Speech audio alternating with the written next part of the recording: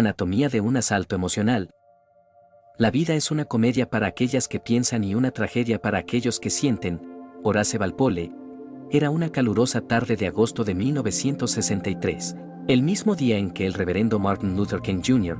pronunció, durante una marcha en Washington por los derechos civiles, el discurso en el que dijo: «Tengo un sueño». Aquel día Richard Robles, un avesado ladrón que acababa de quedar en libertad condicional tras una condena de 3 años por más de 100 asaltos que había perpetrado para mantener su hábito con la heroína, decidió hacer uno más. Quería apartarse del delito, afirmó Robles más tarde, pero necesitaba desesperadamente dinero para su novia y la hija de 3 años de ambos. El apartamento en el que entró aquel día pertenecía a 2 mujeres jóvenes, Janice Will, de 21 años, investigadora de la revista Newsgag, y Emily Hofford, de 23 años, maestra de escuela primaria. Aunque Robles eligió robar en el apartamento del ostentoso Upper East Side de Nueva York porque pensó que no encontraría a nadie, Wiley estaba en casa. Después de amenazarla con un cuchillo, Robles la ató. Mientras sale del apartamento, llegó Hofford. Para escapar sin problemas, Robles empezó a atarla también a ella. Como relata Robles años más tarde, mientras estaba atando a Hofford, Janice Wiley le advirtió que su delito no quedaría impune, ella recordaría su cara y ayudaría a la policía a localizarlo. Robles, que se había prometido que aquel sería su último asalto, sintió pánico al oírla y perdió totalmente el control. En un ataque tomó un sifón y golpeó a las mujeres hasta que quedaron inconscientes y luego, dominado por la ira y el temor, las apuñaló una y otra vez con un cuchillo de cocina. 25 años más tarde, al reflexionar sobre aquel momento, Robles se lamentaba: «Me volví loco. La cabeza me estalló». En la actualidad Robles tiene mucho tiempo para arrepentirse de aquellos pocos minutos de rabia desatada. Mientras escribo esto, unas 2 décadas más tarde, él todavía se encuentra en prisión por lo que se conoció como el asesinato de las jóvenes profesionales. Estos estallidos emocionales son asaltos nerviosos. En esos momentos, como sugiere la prueba, un centro del cerebro límbico declara una emergencia y recluta al resto del cerebro para su urgente orden del día.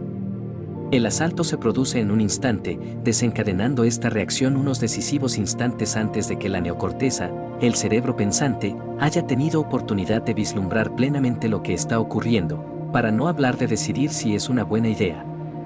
El sello de semejante asalto es que una vez que el momento pasa, los que han quedado así dominados tienen la sensación de no saber qué les ocurrió. Estos asaltos no son en modo alguno incidentes aislados y horrendos que conducen a crímenes brutales como el asesinato de las chicas profesionales. En una forma menos catastrófica, aunque no necesariamente menos intensa, nos ocurren con bastante frecuencia. Piense en la última vez que perdió los nervios y estalló con alguien, su cónyuge o su hijo, o tal vez el conductor de otro coche, hasta un extremo que más tarde, tras un poco de reflexión y comprensión, le pareció injustificado. Con toda probabilidad eso también fue un asalto, un ataque nervioso que, como veremos, se origina en la amígdala, un centro del cerebro límbico. No todos los asaltos límbicos son perturbadores. Cuando un chiste le parece a alguien tan gracioso que su risa casi resulta explosiva, esa también es una respuesta límbica. Y se produce también en momentos de intensa dicha, cuando después de varios fracasos trágicos en su intento de hacerse con la medalla de oro de las Olimpiadas en la especialidad de patinaje de velocidad, que se había propuesto ganar para su hermana agonizante, Dan Jansen finalmente la ganó en la carrera de los 1000 metros en los Juegos Olímpicos de Invierno 1994 celebrados en Noruega. Su esposa quedó tan abrumada por la excitación y la felicidad que tuvo que ser atendida por los médicos de la guardia de la pista. El asiento de toda pasión. En los seres humanos, la amígdala, que deriva de la palabra griega que significa almendra, es un racimo en forma de almendra de estructuras interconectadas que se asientan sobre el tronco cerebral, cerca de la base del anillo límbico. Existen 2 amígdalas, una a cada costado del cerebro, apoyadas hacia el costado de la cabeza. La amígdala del ser humano es relativamente grande, comparada con la de cualquiera de nuestros primos más cercanos en la escala evolutiva, los primates. El hipocampo y la amígdala eran 2 partes clave del primitivo cerebro nasal, que, en la evolución, dio origen a la corteza y luego a la neocorteza. En nuestros días, estas estructuras límbicas se ocupan de la mayor parte del aprendizaje y el recuerdo del cerebro. La amígdala es la especialista en asuntos emocionales. Si la amígdala queda separada del resto del cerebro, el resultado es una notable incapacidad para apreciar el significado emocional de los acontecimientos. A veces se llama a esta condición ceguera afectiva. Al carecer de peso emocional, los encuentros pierden su fuerza. Un joven al que se le había extirpado quirúrgicamente la amígdala con el fin de controlar los ataques graves que padecía, perdió todo interés en la gente y prefería quedarse sentado a solas, sin mantener contacto con otras personas. Aunque era perfectamente capaz de mantener una conversación, ya no reconocía a sus amigos íntimos, a sus parientes, ni siquiera a su madre. Y permanecía impasible al ver la expresión angustiada de los demás ante su indiferencia. Junto con la amígdala parecía haber perdido toda capacidad de reconocer los sentimientos, así como todo sentimiento por los sentimientos. La amígdala actúa como depósito de la memoria emocional, y así tiene importancia por sí misma.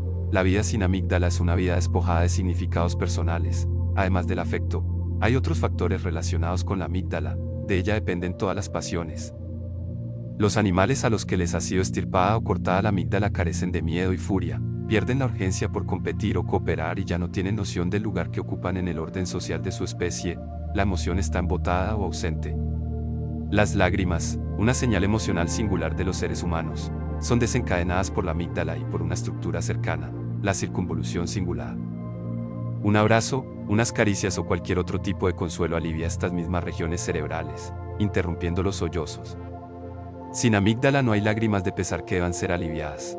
Joseph Ledoux, un neurólogo del Centro para la Ciencia Neurológica de la Universidad de Nueva York, fue el primero en descubrir el papel clave que juega la amígdala en el cerebro emocional. Ledoux forma parte de una nueva generación de neurólogos que se inspiran en tecnologías y métodos innovadores que proporcionan un nivel anteriormente desconocido de precisión para trazar el mapa del cerebro en funcionamiento, y así poder poner al descubierto misterios de la mente que anteriores generaciones de científicos han considerado impenetrables. Sus descubrimientos sobre el circuito del cerebro emocional echan por tierra una antigua noción con respecto al sistema límbico, colocando la amígdala en el centro de la acción y adjudicando papeles muy distintos a otras estructuras límbicas. La investigación de Ledoux explica cómo la amígdala puede ejercer el control sobre lo que hacemos incluso mientras el cerebro pensante, la neocorteza, está intentando tomar una decisión. Como veremos, el funcionamiento de la amígdala y su interjuego con la neocorteza están en el núcleo de la inteligencia emocional.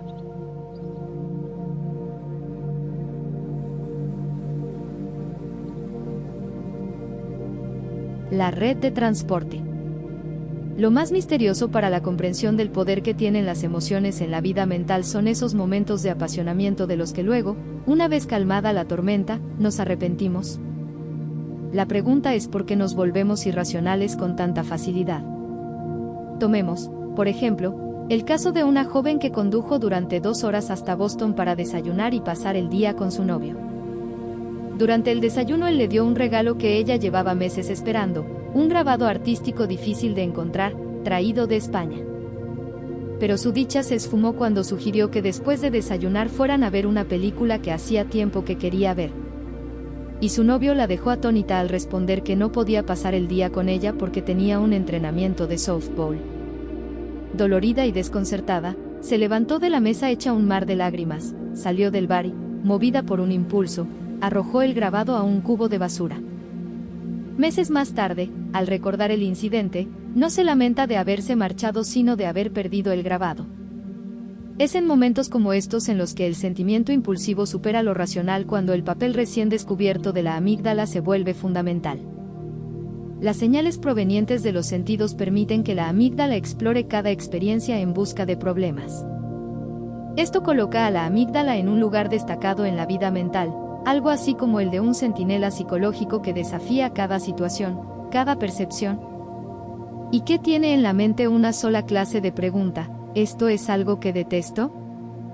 ¿Algo que me hace daño? ¿Algo a lo que temo? Si es así, si la respuesta es afirmativa, la amígdala reacciona instantáneamente, como una red de transporte nerviosa, telegrafiando un mensaje de crisis a todas las partes del cerebro. En la arquitectura del cerebro, la amígdala constituye algo así como una compañía de alarmas, donde los operadores están preparados para hacer llamadas de emergencia al departamento de bomberos, a la policía y a un vecino cada vez que un sistema de seguridad interno indica que hay problemas. Cuando suena una alarma de temor, por ejemplo, esta envía mensajes urgentes a cada parte importante del cerebro.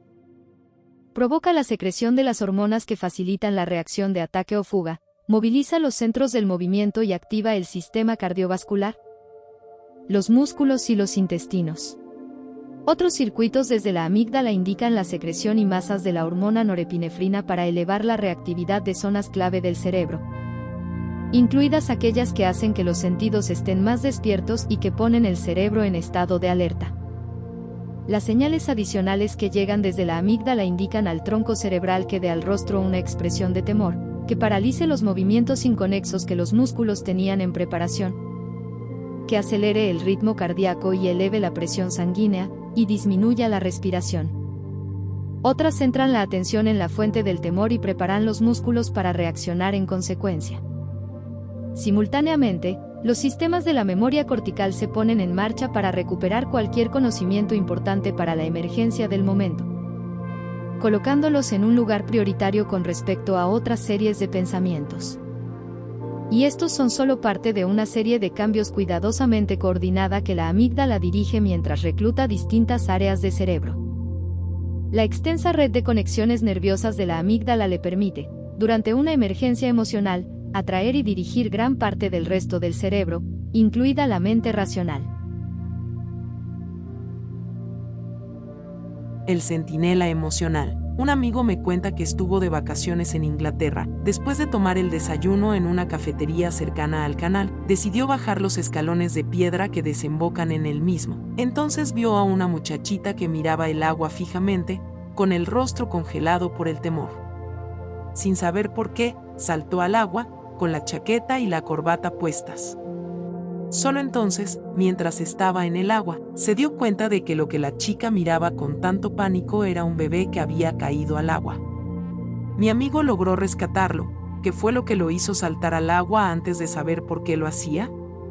Probablemente, fue su amígdala.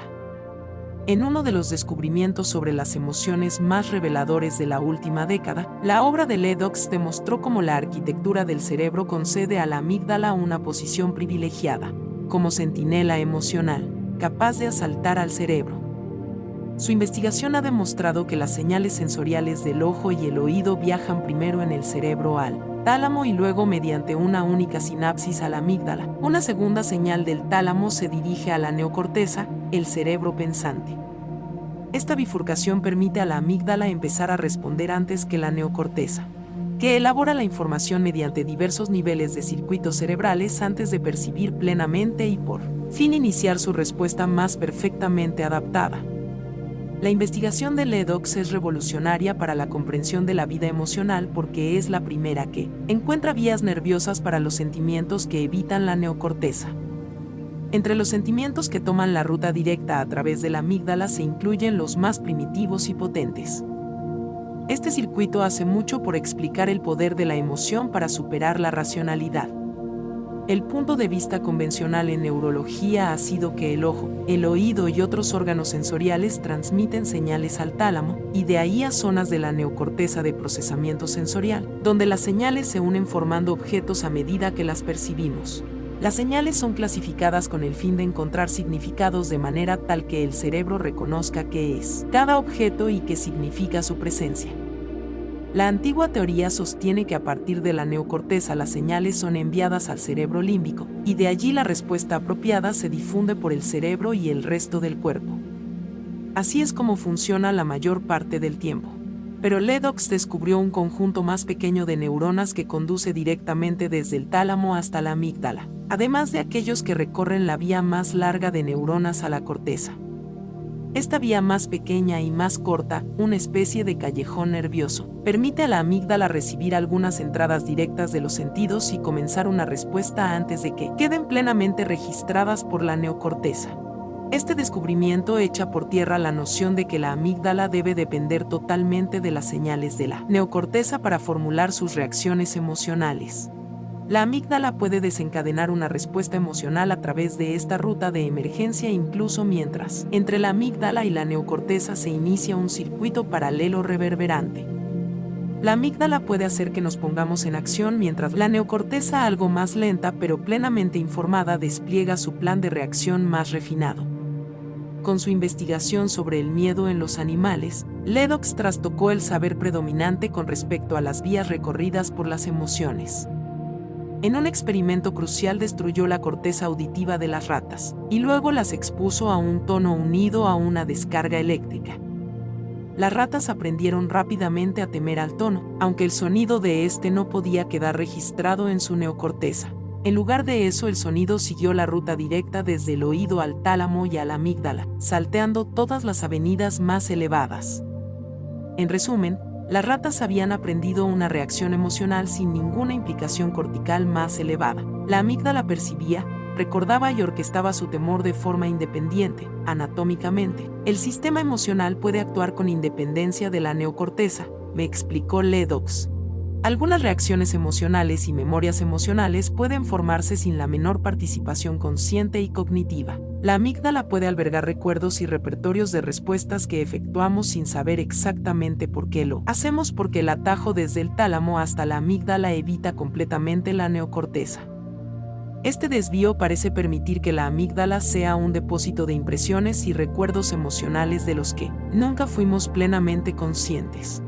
Ledoux propone que es el papel subterráneo de la amígdala en la memoria lo que explica, por ejemplo, un sorprendente experimento en el que las personas adquirieron una preferencia por figuras geométricas de forma extraña que les habían sido mostradas en destellos a una velocidad tan elevada que no habían sido conscientes de que las veían.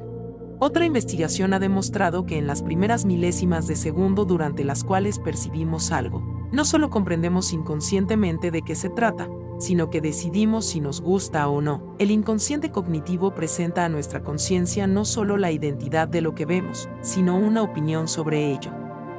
Nuestras emociones tienen mente propia, una mente que puede sostener puntos de vista con bastante independencia de nuestra mente racional. El especialista en memoria emocional. La investigación de Ledoux y otros neurólogos parece sugerir que el hipocampo, que ha sido durante mucho tiempo considerado la estructura clave del sistema límbico, está más comprometido en registrar y dar sentido a las pautas de percepción que a las reacciones emocionales. La principal entrada del hipocampo está en proporcionar una memoria perfecta del contexto, vital para el significado emocional. Es el hipocampo el que reconoce el significado diverso de, por ejemplo, un oso que está en el zoo y uno que está en el patio de casa. Mientras el hipocampo recuerda los datos simples, la amígdala retiene el clima emocional que acompaña a esos datos. Si intentamos adelantar un coche en una autopista de dos manos y nos salvamos rozando de un choque frontal, el hipocampo retiene los datos específicos del incidente. Por ejemplo, en qué tramo del camino estábamos, quién se encontraba con nosotros, cómo era el otro coche. Pero es la amígdala la que a partir de entonces enviará una oleada de ansiedad cada vez que intentemos adelantar un coche en circunstancias similares. Como me comentó Ledoux, el hipocampo es crucial para reconocer que un rostro determinado es el de nuestra prima. Pero es la amígdala la que añade que en realidad no nos gusta. El cerebro utiliza un método sencillo pero ingenioso para hacer que los recuerdos emocionales queden registrados con especial fuerza. Los mismos sistemas de alerta neuroquímica que preparan al organismo para que reaccione ante las emergencias que ponen en peligro la vida luchando o huyendo también graban el momento en la memoria. Con intensidad. Sometido a tensión. Un nervio que va desde el cerebro a las glándulas suprarrenales situadas encima de los riñones provocan la secreción de las hormonas epinefrina y norepinefrina, que se desplazan por el organismo preparándolo para una emergencia. Estas hormonas activan los receptores del nervio vago. Mientras este nervio transporta mensajes desde el cerebro para regular el corazón, también lleva señales de vuelta al cerebro, provocadas por la epinefrina y la norepinefrina.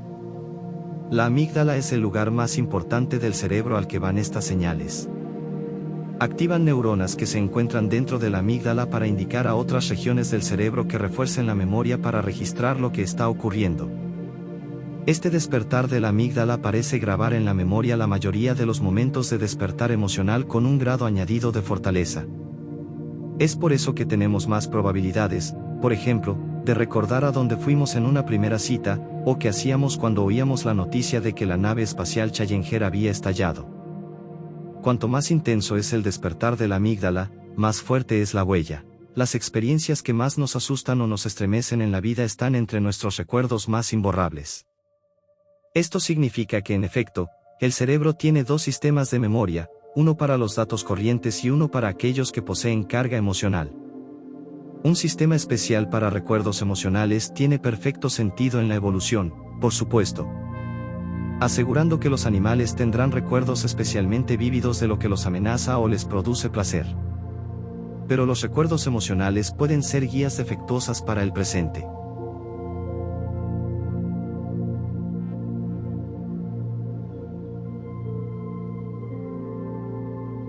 Alarmas nerviosas anticuadas.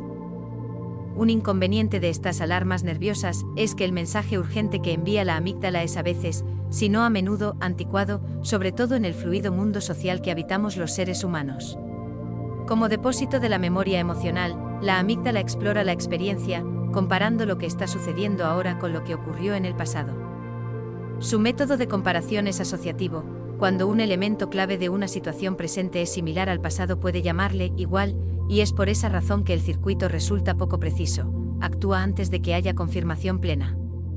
Ordena frenéticamente que reaccionemos al presente de formas que quedaron grabadas tiempo atrás, con pensamientos, emociones y reacciones aprendidas en respuesta a acontecimientos tal vez solo levemente similares, pero suficientemente parecidos como para alarmar. Así, una ex enfermera del ejército, traumatizada por la infinidad de espantosas heridas que había curado durante la guerra, se siente repentinamente invadida por una mezcla de aprensión, repugnancia y pánico, una repetición de su reacción en el campo de batalla, provocada una vez más, años más tarde, por el hedor que siente al abrir la puerta de un armario y descubrir que su pequeño ha escondido allí un pañal sucio. Solo es necesario que algunos elementos sueltos de la situación parezcan similares a algún peligro del pasado para que la amígdala ponga en funcionamiento su anuncio de emergencia. El problema radica en que junto con los recuerdos que poseen carga emocional y que tienen la capacidad de accionar esta respuesta ante la crisis pueden darse formas igualmente anticuadas de responder a ella. La imprecisión del cerebro emocional en esos momentos se ve aumentada por el hecho de que muchos poderosos recuerdos emocionales se remontan a los primeros años de vida, en la relación entre un niño y las personas que se ocupan de él. Esto es especialmente cierto en acontecimientos traumáticos, como palizas o negligencia evidente. Durante esta primera etapa de la vida otras estructuras cerebrales, sobre todo el hipocampo que es crucial para los recuerdos narrativos y la neocorteza, asiento del pensamiento racional aún deben desarrollarse plenamente. En la memoria la amígdala y el hipocampo trabajan de común acuerdo, cada uno almacena y recupera su información especial de manera independiente. Mientras el hipocampo recupera información, la amígdala decide si esa información tiene alguna valencia emocional. Pero la amígdala, que madura muy rápidamente en el cerebro del niño, tiene muchas más probabilidades de estar totalmente formada en el momento del nacimiento. Ledox recurre al papel de la amígdala en la infancia para sustentar lo que durante mucho tiempo ha sido un principio básico del pensamiento psicoanalítico, que las interacciones de los primeros años de la vida proporcionan un conjunto de lecciones emocionales, basadas en la adaptación y en las dificultades de los contactos entre el niño y las personas que se ocupan de él. Estas lecciones emocionales son tan potentes y sin embargo tan difíciles de comprender desde el ventajoso punto de vista de la vida adulta porque, según cree Ledox, están almacenadas en la amígdala como cianotipos toscos y mudos para la vida emocional. Dado que estos primeros recuerdos emocionales se establecen antes de que el niño conozca las palabras para expresar su experiencia, cuando estos recuerdos emocionales se ponen en funcionamiento en la vida posterior, no existe un conjunto igual de pensamientos articulados sobre la respuesta que nos domina. Una razón por la que podemos quedar tan desorientados por nuestros estallidos emocionales es que a menudo datan de una época temprana de nuestra vida, cuando las cosas eran desconcertantes y aún no teníamos palabras para comprender los acontecimientos. Tal vez tenemos los sentimientos caóticos, pero no las palabras para expresar los recuerdos que los formaron. Cuando las emociones son rápidas y poco precisas, eran alrededor de las 3 de la mañana cuando un objeto enorme se estrelló contra un extremo del techo de mi habitación, volcando el contenido del desván en la habitación. En un segundo salté de la cama y salí corriendo, aterrorizado ante la idea de que el cielo raso se hundiera. Entonces, al darme cuenta de que estaba a salvo, volví a asomarme cautelosamente a la habitación para ver qué era lo que había causado el daño. Así descubrí que el sonido que yo había confundido con el derrumbe del cielo raso se debía en realidad a la caída de una alta pila de cajas que mi esposa había amontonado en un rincón el día anterior, mientras ordenaba su armario.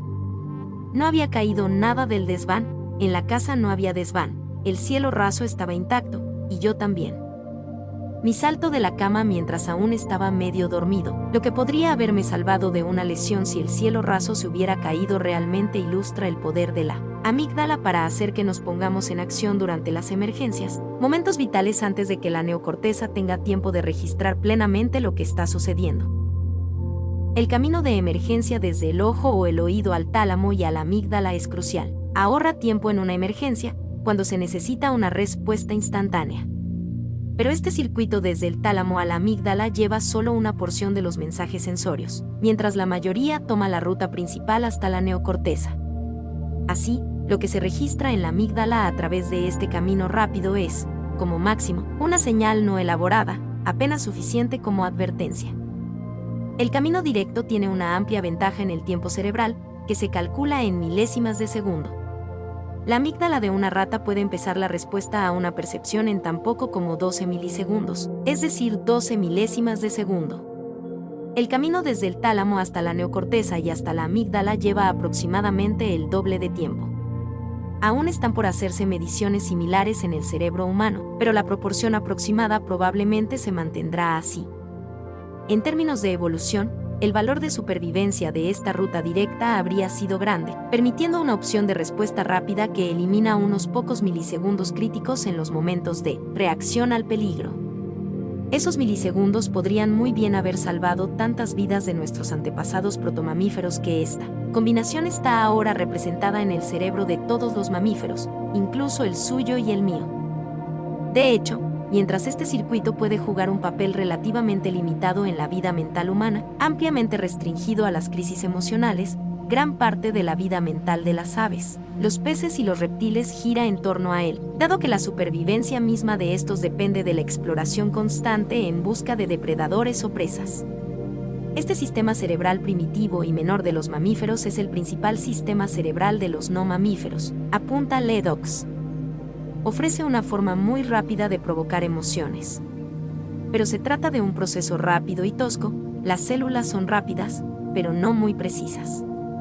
Esta imprecisión es perfecta en una ardilla, por ejemplo, ya que la lleva a equivocarse para el lado de la seguridad, alejándose ante la menor señal de algo que pudiera indicar la presencia de un posible enemigo, o saltando hacia cualquier cosa que pudiera parecer comestible. Pero en la vida emocional humana, esa imprecisión puede tener consecuencias desastrosas para nuestras relaciones, ya que significa, hablando en sentido figurado, que podemos lanzarnos o apartarnos de la cosa o la persona equivocada.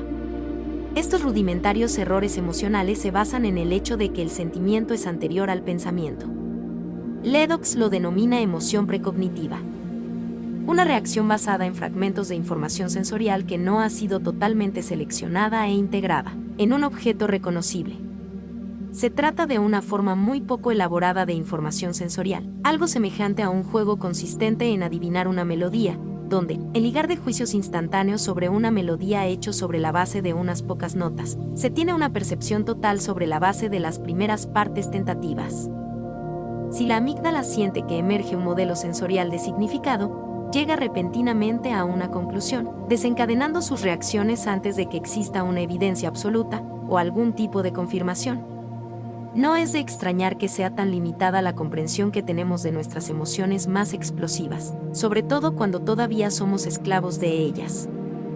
La amígdala puede reaccionar en un delirio de ira o temor antes de que la corteza sepa lo que está ocurriendo, porque esa emoción en estado puro se desencadena independientemente del pensamiento, y con anterioridad al mismo. El gerente emocional. Jessica, la hija de 6 años de una amiga, pasaba su primera noche durmiendo en casa de un compañero y no estaba claro cuál de las dos se sentía más nerviosa.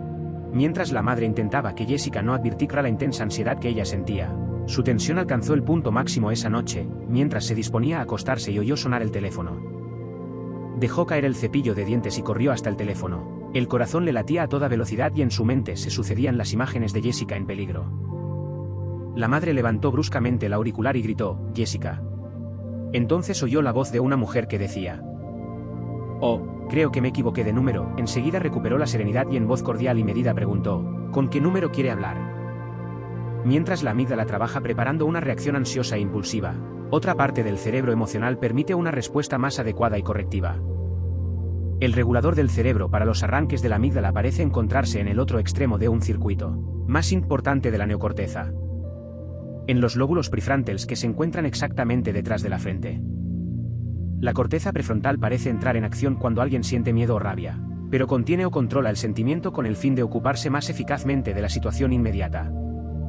O cuando una nueva evaluación provoca una respuesta totalmente diferente, como ocurrió con la madre preocupada que atendió el teléfono. Esta zona neocortical del cerebro origina una respuesta más analítica o apropiada a nuestros impulsos emocionales, adaptando la amígdala y otras zonas límbicas. Por lo general, las zonas prefrontales gobiernan nuestras reacciones emocionales desde el principio. Debemos recordar que la mayor provección de información sensorial desde el tálamo no va a la amígdala sino a la neocorteza y a sus centros principales para recoger y dar sentido a lo que se percibe. Esa información y nuestra respuesta a la misma quedan coordinadas por los lóbulos prefrontales, el asentamiento de la planificación y las acciones organizadoras hacia un objetivo, incluidos los emocionales. En la neocorteza, una serie de circuitos registra y analiza esa información, la comprende y, por intermedio de los lóbulos prefrontales, organiza una reacción. Si en el proceso se busca una respuesta emocional, los lóbulos prefrontales la dictan trabajando en conjunto con la amígdala y otros circuitos del cerebro emocional. Esta progresión, que permite el discernimiento en la respuesta emocional, es la combinación corriente, con la significativa excepción de las emergencias emocionales.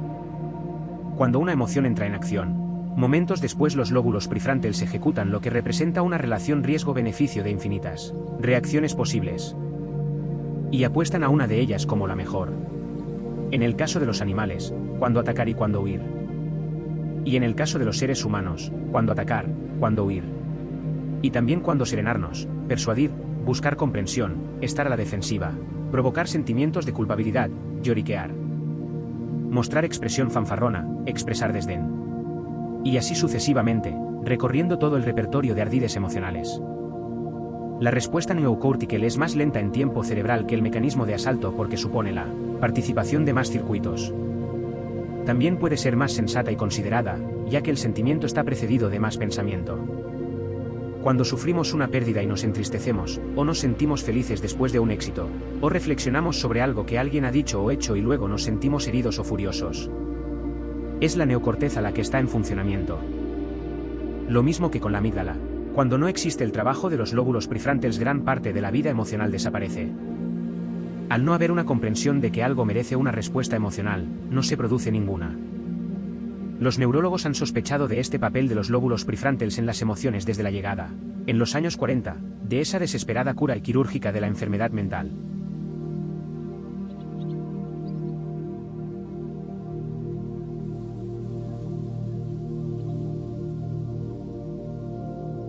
Armonía entre emoción y pensamiento. Las conexiones entre la amígdala y la neocorteza son el centro de las batallas o los acuerdos cooperativos, alcanzados entre cabeza y corazón, pensamiento y sentimiento. Este circuito explica por qué la emoción es tan importante para el pensamiento eficaz, tanto en la toma de decisiones acertadas como en el simple hecho de permitirnos pensar con claridad. Consideremos el poder que tienen las emociones de alterar el pensamiento mismo. Los neurólogos utilizan el término memoria operativa para la capacidad de atención que toma en cuenta los datos esenciales para completar un problema o una tarea determinados, ya sea las características ideales que uno busca en una casa mientras analiza diversas posibilidades, o los elementos de un problema de razonamiento en un test. La corteza prefrontal es la zona del cerebro responsable de la memoria operativa. Pero los circuitos existentes desde el cerebro límbico a los lóbulos prefrontales significan que las señales de emoción intensa, ansiedad, ira y otras similares pueden crear interferencias nerviosas saboteando la capacidad del lóbulo prefrontal para mantener la memoria operativa. Es por eso que cuando nos sentimos emocionalmente alterados decimos que no podemos pensar correctamente, y la perturbación emocional constante puede crear carencias en las capacidades intelectuales de un niño, deteriorando la capacidad de aprender. Estas carencias, aunque más sutiles, no siempre son detectadas en los test de cociente intelectual, aunque aparecen en mediciones neuropsicológicas más precisas, así como en la agitación y la impulsividad continua de un niño. En un estudio, Por ejemplo, en niños de escuela primaria que tenían un cociente intelectual por encima de la media, pero que se desempeñaban pobremente en el aula. Se descubrió a través de estas pruebas neuropsicológicas que tenían deteriorado el funcionamiento de la corteza frontal. También eran impulsivos y ansiosos, a menudo alborotadores y conflictivos, lo cual sugería un defectuoso control prefrontal sobre sus urgencias límbicas. A pesar de su potencial intelectual, estos son los niños que tienen el mayor riesgo de padecer problemas como fracaso académico, alcoholismo y criminalidad. No porque su intelecto sea deficiente, sino porque su control sobre la vida emocional está deteriorado. El cerebro emocional, claramente separado de aquellas zonas detectadas por las pruebas de cociente intelectual, controla la ira al igual que la compasión. Estos circuitos emocionales están esculpidos por la experiencia a lo largo de la infancia, y dejamos esas experiencias completamente libradas al azar por nuestra cuenta y riesgo. Consideremos también el papel de las emociones en la toma de decisiones más racional. Al trabajar con implicaciones de largo alcance para la comprensión de la vida mental, el Dr. Antonio Damasio, neurólogo de la Facultad de Medicina de la Universidad de Iowa, ha llevado a cabo cuidadosos estudios acerca de cuál es la lesión específica de pacientes que tienen dañado el circuito prefrontal. Su capacidad para tomar decisiones está terriblemente degradada. Y sin embargo no muestran el más mínimo deterioro en su cociente intelectual ni en ninguna capacidad cognitiva. A pesar de su inteligencia intacta, hacen elecciones desafortunadas en los negocios y en su vida personal y pueden obsesionarse permanentemente por una decisión tan sencilla como cuando concretar una cita. El Dr. Damasio afirma que las decisiones de estas personas son tan erróneas porque han perdido acceso a su aprendizaje emocional. Como punto de confluencia entre pensamiento y emoción, el circuito prefrontal es una puerta fundamental para el almacenamiento de gustos y disgustos que adquirimos en el curso de nuestra vida. Aquello sobre lo que reflexiona la neocorteza, separado de la memoria emocional de la amígdala, ya no desencadena reacciones emocionales que han sido asociadas a ella en el pasado, y todo adopta una gris neutralidad. En la danza de sentimiento y pensamiento, la facultad emocional guía nuestras decisiones momentáneas, trabajando en colaboración con la mente racional y permitiendo o imposibilitando el pensamiento mismo. De la misma manera, el cerebro pensante desempeña un papel ejecutivo en nuestras emociones, salvo en aquellos momentos en que las emociones quedan fuera de control y el cerebro emocional pierde sus frenos. En cierto sentido, tenemos dos cerebros, dos mentes y dos clases diferentes de inteligencia, la racional y la emocional. Nuestro desempeño en la vida está determinado por ambas. Lo que importa no es solo el cociente intelectual, sino también la inteligencia emocional. El antiguo paradigma sostenía un ideal de razón liberado de la tensión emocional. El nuevo paradigma nos obliga a armonizar cabeza y corazón. Para hacerlo positivamente en nuestra vida, primero debemos comprender más precisamente qué significa utilizar la emoción de manera inteligente.